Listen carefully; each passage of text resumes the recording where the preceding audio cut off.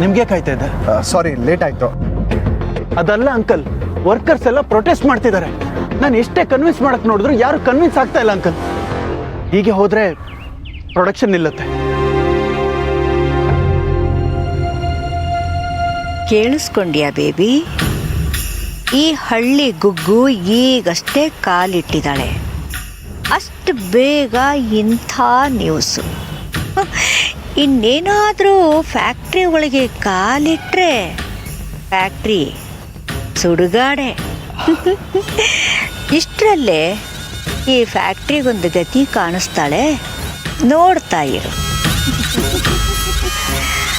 ಹಾಗಾದರೆ ಅಮ್ಮಮ್ಮ, I will be very happy. Yeah, ಸರಿ ಬನ್ನಿ, ಸ್ಟ್ರೈಕ್ ಮಾಡ್ತಾ ಇರೋ ಜಾಗಕ್ಕೆ ಹೋಗೋಣ. ನಾನು ಮಾತಾಡ್ತೀನಿ. ನಡಿ ರೋಹಿತ್. ಓಕೆ ಬನ್ನಿ ಅಂಕಲ್.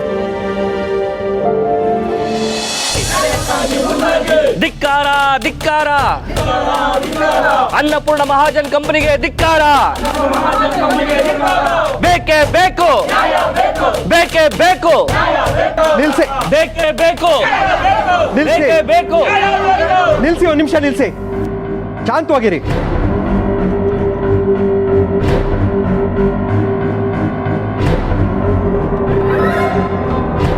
ಸಂಬಳ ಏರಿಸಿ, ಇಲ್ಲಾಂದ್ರೆ ನಾವ್ ಯಾರು ಕೆಲಸ ಮಾಡಲ್ಲ. ಏರಲಿ ಏರಲಿ, ಸಂಬಳ ಏರಲಿ, ಕಾರ್ಮಿಕರ ಜೀವನ ಸಮೃದ್ಧವಾಗಲಿ. ಬೇಕೇ ಬೇಕು, ಬೇಕೇ ಬೇಕು, ಬೇಕೇ ಬೇಕು, ಬೇಕೇ ಬೇಕು. ದಯವಿಟ್ಟು ನನ್ನ ಮಾತು ಕೇಳಿ, ನಾವೆಲ್ಲರೂ ಸೇರಿ ಚರ್ಚೆ ಮಾಡೋಣ.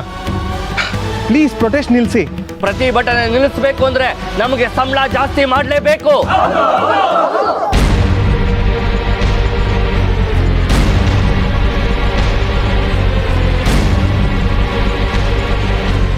ಬೇಕೇ ಬೇಕು, ಬೇಕೇ ಬೇಕು, ಬೇಕೇ ಬೇಕು. Stop it.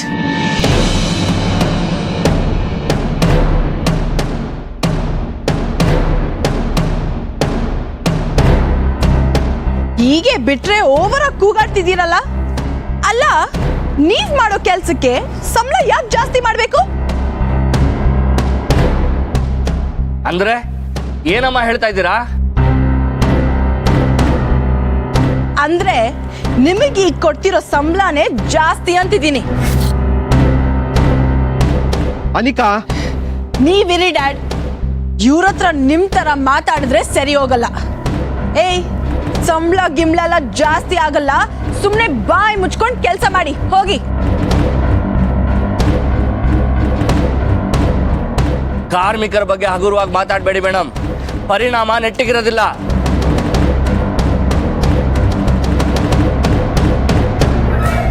ಏನ್ ಮಾಡ್ತೀಯಾ? ಇಷ್ಟ ಇದ್ರೆ ಕೆಲ್ಸ ಮಾಡು, ಇಲ್ಲ ಅಂದ್ರೆ ಕೆಲ್ಸ ಬಿಟ್ಟು ಹೋಗು. ನಿಮ್ಮಂತ 1000 ಜನ ಸಿಗ್ತಾರೆ ಕೆಲ್ಸ ಮಾಡಕ್ಕೆ. Anika, will you shut up? I know dad. ನೋಡಿ, ನನ್ನ ಡ್ಯಾಡ್ ಹೇಳೋಕ್ ಹೊರಟಿರೋದನ್ನೇ ನಾನು ಹೇಳ್ತಿದ್ದೀನಿ. ಸಂಬಳ ಜಾಸ್ತಿ ಮಾಡೋಕ್ಕಾಗಲ್ಲ ಅಷ್ಟೇ. ಇಷ್ಟ ಇದ್ರೆ ಕೆಲಸ ಮಾಡಿ, ಇಲ್ಲ ಅಂದ್ರೆ ಜಾಗ ಖಾಲಿ ಮಾಡಿ.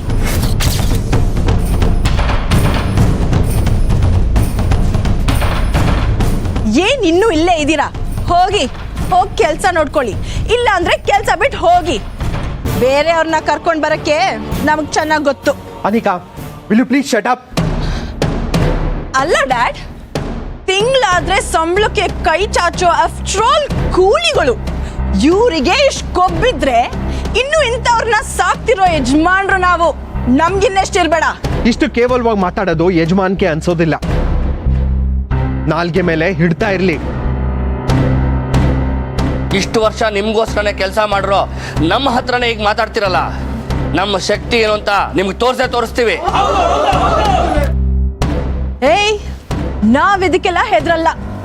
ಬೊಗಳೋ ನಾಯಿ ಕಚ್ಚೋದಿಲ್ಲ ಅನ್ನೋದು ನಮ್ಗೂ ಚೆನ್ನಾಗಿ ಗೊತ್ತು. ಅನಿಕಾ, ಸುಮ್ಮನೆ ಇರು ಅಂತ ಹೇಳ್ದೆ ತಾನೆ.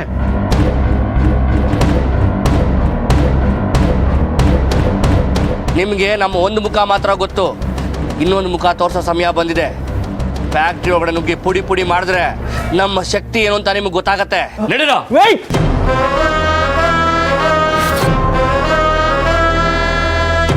ಎಲ್ಲ ಒಂದು ಸ್ವಲ್ಪ ಹೊತ್ತು ಸುಮ್ಮನೆ ಇರಿ. ಅನಿಕಾ, ಬಾಯಿ ಮುಚ್ಕೊಂಡಿರು ಅಂತ ಹೇಳ್ದೆ ಅಲ್ಲ, ಯಾಕೆ ಹೀಗೆ ಮಾಡಿದೆ? ನಾನು ಮಾತಾಡಿದ್ದಕ್ಕೆ ಡ್ಯಾಡ್ ತುಂಬಾ ಖುಷಿಯಿಂದ ನನ್ನ ಸಪೋರ್ಟ್ ಮಾಡಿ ಪ್ರೇಸ್ ಮಾಡ್ತಾರೆ ಅಂತ ನಾನು ಅನ್ಕೊಂಡ್ರೆ ಈ ಹಳ್ಳಿ ಗುಗ್ಗು ಮತ್ತೆ ವರ್ಕರ್ಸ್ ಮುಂದೆ ನನ್ನ ಬೈತಾ ಇದಾರಲ್ಲ. ಸುಮ್ಮನೆ ನಿಂತಿದ್ರೆ ಆಗಲ್ಲ, ನಡೀರೋ. ಸೆಕ್ಯೂರಿಟಿ,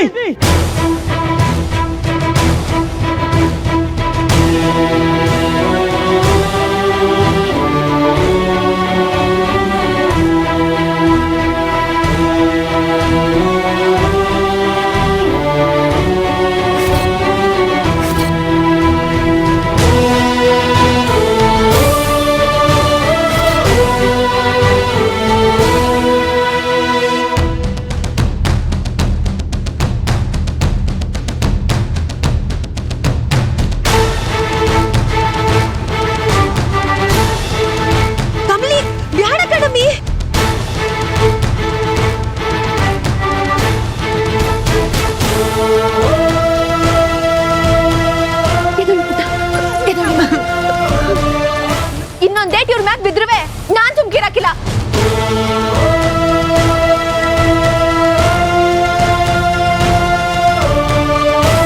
ಇವಳೇ ನಮ್ಮಮ್ಮ ಸೆಂಟ್ರಲ್ ಅಲ್ಲಿ ಬಂದು ನಿಂತು ಪೋಸ್ ಕೊಡ್ತಿದ್ದಾಳೆ. ಬೇಬಿ ಕಾರ್ಮಿಕರ ಹತ್ರ ಹೋಗಿಸ್ಕೊಂಡು ಸೈಡ್ಗೆ ಹೋಗ್ತಾಳೆ, ನೋಡ್ತಾ ಇರು. ಯಾರಿಗೂ ನನ್ನ ಮೇಲೆ ಕರುಣನೇ ಇಲ್ಲ. ಇವರಿಂದ ಇನ್ನೇನ್ ಮಾಡಕ್ಕಾತೆ ತಂಗಿ? ನ್ಯಾಯ ಕೇಳಿದ್ರೆ ದನ ಬಡ್ದಂಗೆ ಬಡಿತಾರೆ. ಹಣ ಅಧಿಕಾರ ಇರೋದ್ರಿಂದ ನಾವ್ ಇನ್ನೇನ್ ತರ ನಿರೀಕ್ಷೆ ಮಾಡಕ್ಕಾಗತ್ತೆ? ಇವ್ರಿಗೆಲ್ಲ ಒಂದು ತಕ್ಕ ಪಾಠ ಕಲಿಸ್ಲೇಬೇಕು. ದಯವಿಟ್ಟು ಅಣ್ಣ, ದಯವಿಟ್ಟು ಮತ್ತೆ ಶುರು ಮಾಡಬೇಡಿ. ಹೊಸಿ ನನ್ನ ಮಾತು ಕೇಳಿ. ನೀನ್ ಯಾರಮ್ಮ? ನೀನ್ ಹೇಳೋದನ್ನ ನಾವ್ ಯಾಕೆ ಕೇಳ್ಬೇಕು? ನಮ್ಗೆ ನ್ಯಾಯ ಬೇಕಷ್ಟೇ.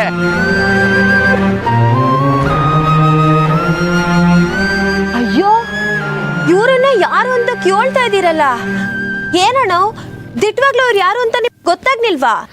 ಇವ್ರು ಯಾರಾದ್ರೂ ನಮ್ಗೇನು? ನಮ್ಗೆ ನ್ಯಾಯ ಬೇಕು. ಅಣ್ಣ, ಅವಸರದಾಗೆ ಪದಗಳನ್ನ ಬಿಡ್ಬೇಡ.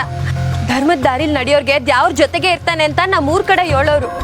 ಹಂಗೆಯ ನಿಮ್ಗಳ ಜೊತೆ ನಿಂತು ನಿಮ್ ಕಷ್ಟಗಳನ್ನ ನೀಗ್ಸಕ್ ಬಂದಿರೋ ಇವ್ರು ಯಾರು ಅಂತ ಗೊತ್ತಾ? ಕಮಲಿ ಮಹಾಜನ್.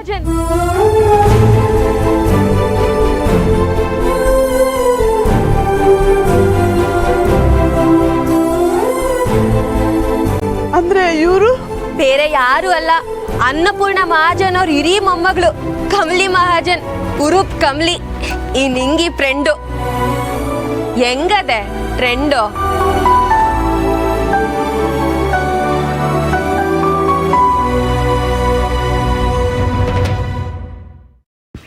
ಅಮ್ಮಮ್ಮ, ನಾನು ನಿಮ್ಮ ಕೇಳಿ ಡ್ಯಾಡ್ ಕೈಯಲ್ಲಿ ನಾನು ಬಯಸ್ಕೊಂಡೆ. ನಾನು ಕ್ರಿಯೇಟ್ ಮಾಡಿರೋ ಸೀನಲ್ಲಿ ಈ ಕಮಲಿ ಇಂಪಾರ್ಟೆನ್ಸ್ ತಗೋತಿದ್ದಾಳೆ. ಒಟ್ಟಿನಲ್ಲಿ ನಿಮ್ಮ ಕೇಳಿ ಈ ಚೀಪ್ ಲೇಬರ್ಸ್ ಹತ್ರ ನಾನು ಕೆಸರು ಹೆಚ್ಚಿಸ್ಕೊಂಡೆ. ಈಗ ನೀವೇ ಏನಾದರೂ ಮಾಡಿ. ನೋಡಿ, ಆಗ್ಲೇ ನನ್ನ ಮೊಮ್ಮಗಳು ಅನಿಕಾ ನಿಮ್ಗೆಲ್ಲ ಏನ್ ಹೇಳೋದಕ್ ಬಂದ್ಲು ಅಂದ್ರೆ, ಇರಿ ಒಂದ್ ನಿಮಿಷ.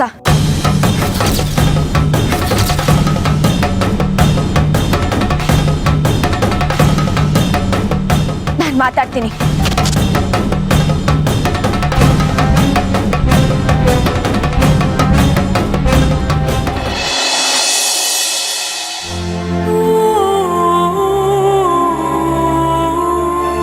ನನ್ನ ನಿರ್ಧಾರನ ಕಮಲಿ ಅವ್ರ ಮೇಲೆ ಹೇರೋ ಬದಲು ನಾನಾಗೆ ಅವ್ರ ಹತ್ರ ಹೋಗಿ ಮಾತಾಡೋದು ಬೆಟ್ರು.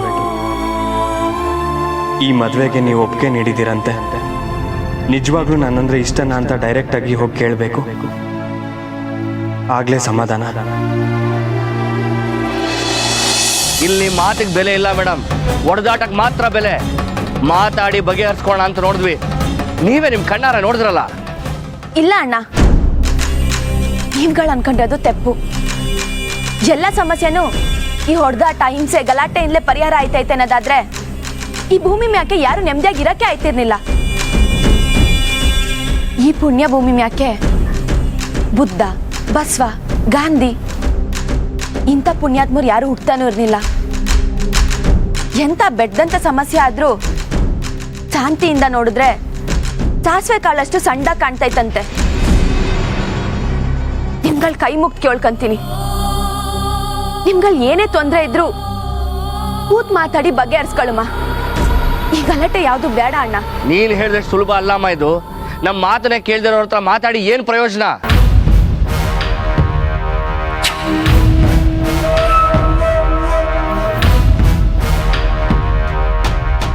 ಯಾಕಣ್ಣ ಕೇಳಕ್ಕಿಲ್ಲ? ನಮ್ಮಪ್ಪ ಏನು ನಮ್ಮ ಅಜ್ಜಿನೂವೆ ನಿಮ್ನ ನಮ್ಮ ಮನೆಯವ್ರಂಗೆ ಅನ್ಕೊಂಡವ್ರೆ.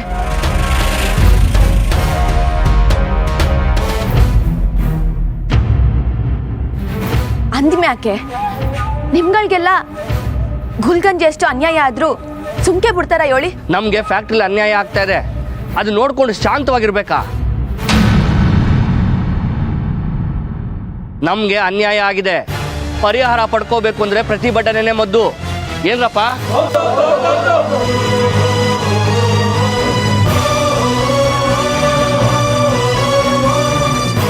ನಮಗೆ ನ್ಯಾಯ ಸಿಗೋವರೆಗೂ ಈ ಜಾಗ ಬಿಟ್ಟು ಹೋಗೋದಿಲ್ಲ. ಬೇಕೇ ಬೇಕು, ಬೇಕೇ ಬೇಕು, ಬೇಕೇ ಬೇಕು. ನೋಡಿ, ಈ ಮಾಲೀಕರು ಕಾರ್ಮಿಕರು ಅನ್ನೋದೆಲ್ಲ ವ್ಯವಹಾರ ದೃಷ್ಟಿಯಿಂದ ಮಾಡ್ಕೊಂಡಿರೋದು ಅಟಯ್ಯ. ಒಂದ್ಕಿತ ಯೋಚನೆ ಮಾಡಿ ನೋಡಿ, ನಾವೆಲ್ಲರೂ ಒಂದೇ ಸೂರು ಕೇಳಕ್ ಕೆಲಸ ಮಾಡ್ತೀವಿ ಅಂದ್ಮ್ಯಾಕೆ ಈ ಜಾಗನೇ ನಮ್ಮ ಮನೆ ಇದ್ದಂಗಲ್ವಾ? ನಾವೆಲ್ಲರೂ ಒಂದೇ ಕುಟುಂಬದವ್ರು ಇದ್ದಂಗಲ್ವಾ?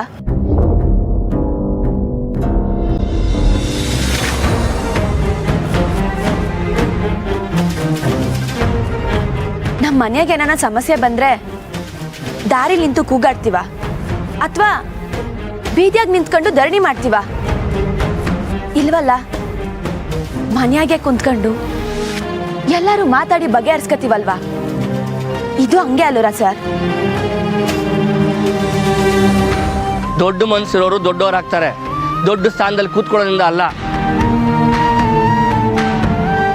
ಅದನ್ನ ದುಡ್ಡಿರೋರು ಅರ್ಥ ಮಾಡ್ಕೋಬೇಕು. ಹಂಗನ್ಬೇಡಿ ಅಣ್ಣ. ನಿಮ್ಗಳ ಕಷ್ಟಗಳಿಗೆ ಮರ್ಗೋ ಅಷ್ಟು ದೊಡ್ಡ ಮನ್ಸು ನಮ್ಮ ಅಜ್ಜಿಗೆ ಅಪ್ಪ ಹಿಂಗೆ ಐತೆ. ನೋಡಮ್ಮ, ದುಡ್ಡಿರೋ ಜನ ನೀವು. ನಮ್ಮ ನೋವು ನಿಂಗೆ ತಿಳಿಯಾಕಿಲ್ಲ. ನೀರಿನ ಜೊತೆ ದಿನ ಕಣ್ಣೀರು ಕುಡಿದು ಬದುಕ್ತಿರೋರು ನಾವು. ಹಸಿದ ಹೊಟ್ಟೆ ಸಂಕಟ, ಹೊಟ್ಟೆ ತುಂಬಿರೋರಿಗೆ ಹೆಂಗ್ ಗೊತ್ತಾಯ್ತದೆ ಹೇಳು?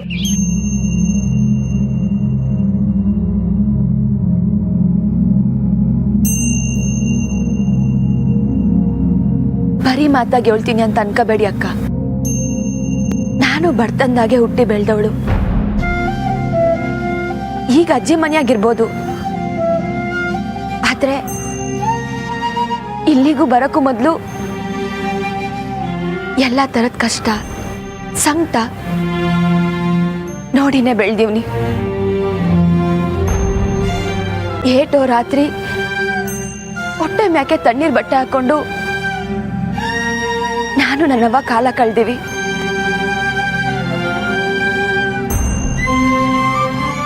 ನಿಮ್ ನೋವು ನನಗೂ ಅರ್ಥ ಆಯ್ತೈತೆ.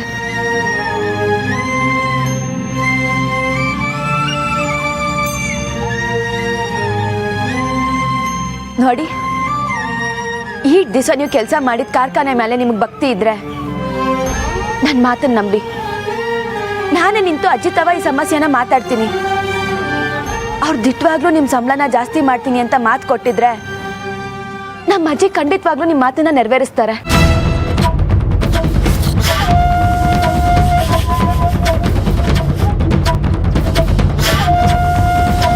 ಅನ್ನಪೂರ್ಣ ಮಹಾಜನ್ ಅವರ ಹಿರಿ ಮೊಮ್ಮಗಳಾಗಿ ಅವ್ರ ಜಾಗದಲ್ಲಿ ನೀವು ನಿಂತು ಹೇಳ್ತಾ ಇದ್ದೀರ ಅನ್ನೋ ಒಂದೇ ಒಂದು ಕಾರಣಕ್ಕೆ ನಾವು ನಿಮ್ಮ ಮಾತಿಗೆ ಬೆಲೆ ಕೊಡ್ತಾ ಇದ್ದೀವಿ. ಇವತ್ತು ನಾವು ಯಾರೂ ಕೆಲಸಕ್ಕೆ ಬರೋದಿಲ್ಲ, ಇಲ್ಲಿಂದ ಹೊರಡ್ತಾ ಇದ್ದೀವಿ.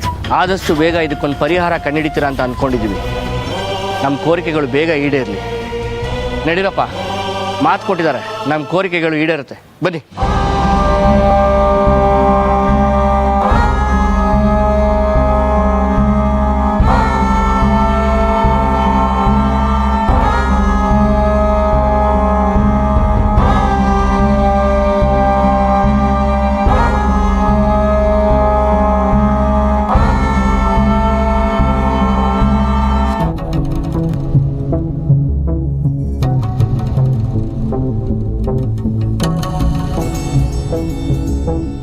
ಬೇಬಿ ಅವಳ ಮುಖ ನೋಡು, ಈಗಲೇ ಹಿಂಗೆ ಅಂದರೆ ಇನ್ನು ಅನ್ನಪೂರ್ಣಮ್ಮ ಬಂದ ಮೇಲೆ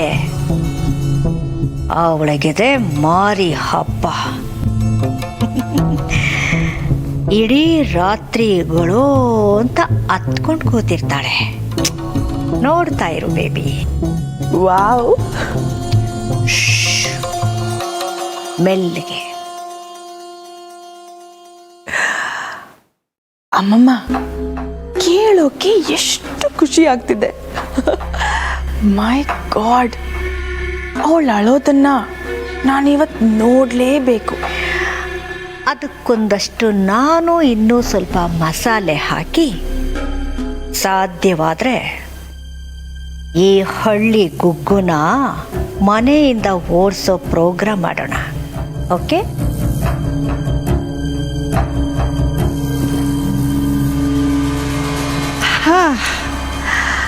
ಅಪ್ಪ, ಇಷ್ಟೆಲ್ಲ ಡಿಸ್ಕೌಂಟಲ್ಲಿ ಸಿಕ್ಕಿದ್ದು ತುಂಬ ಒಳ್ಳೇದಾಯ್ತು.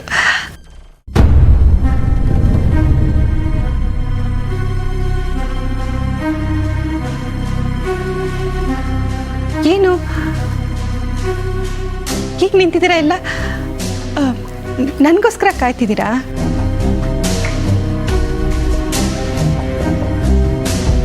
ಇದೇನಿದು? ಮಾಮ್ ಕೂಡ ಮುಖ್ಯ ಸಿನಿಮಾ ಹೀರೋಯಿನ್ ತರ ಎಲ್ಲ ಸೈನ್ ಲ್ಯಾಂಗ್ವೇಜ್ ಅಲ್ಲೇ ಮಾತಾಡ್ತಿದ್ದಾರೆ. ಏನೋ ದೊಡ್ಡದಾಗೆ ಆಗಿದೆ. ನನಗೆ ಯಾಕೆ, ನಾನು ಹೋಗಿ ಎಲ್ರ ಹಾಗೆ ಡಲ್ಲಾಗಿ ನಿಂತ್ಕೋತೀನಿ.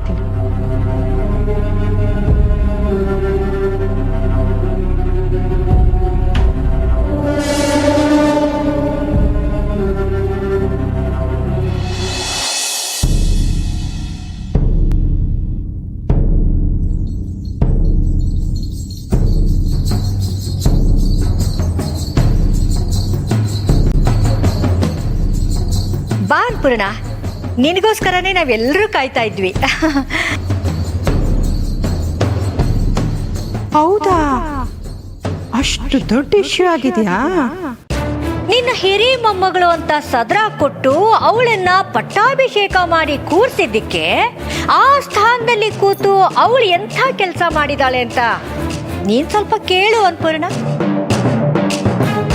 ಕಾಮಿನಿ, ಚಂದ್ರು ಫೋನ್ ಮಾಡಿ ವಿಷಯ ತಿಳಿಸಿದ ಮೇಲೇನೆ ನಾನು ಇಲ್ಲಿಗೆ ಬಂದಿದ್ದು. ಬೇಬಿ, ಏನಾಯ್ತು? ಒಬ್ರಾದ್ರೂ ಹೇಳ್ರಪ್ಪ, ಏನ್ ನಡೀತಾ ಇದೆ ಇಲ್ಲಿ? ಕಮಲಿ, ನೀನ್ ಹೇಳು, ಯಾಕೆ ಹೀಗೆ ಮಾಡಿದೆ? ಚಂದ್ರು ನಿನ್ನ ವಿಸಿಟ್ಗೆ ಅಂತ ಫ್ಯಾಕ್ಟ್ರಿಗೆ ಕರ್ಕೊಂಡು ಹೋಗಿದ್ದು. ಅಲ್ಲಿ ಯಾಕೆ ಹಾಗೆ ಮಾತಾಡಿದೆ? ವಿಷಯ ತಿಳಿದೆ ಹಾಗೆ ಮಾತಾಡೋ ಹುಡುಗಿನೇ ಅಲ್ಲ ನೀನು. ಹೇಳು ಕಮಲಿ, ಏನಾಯ್ತು?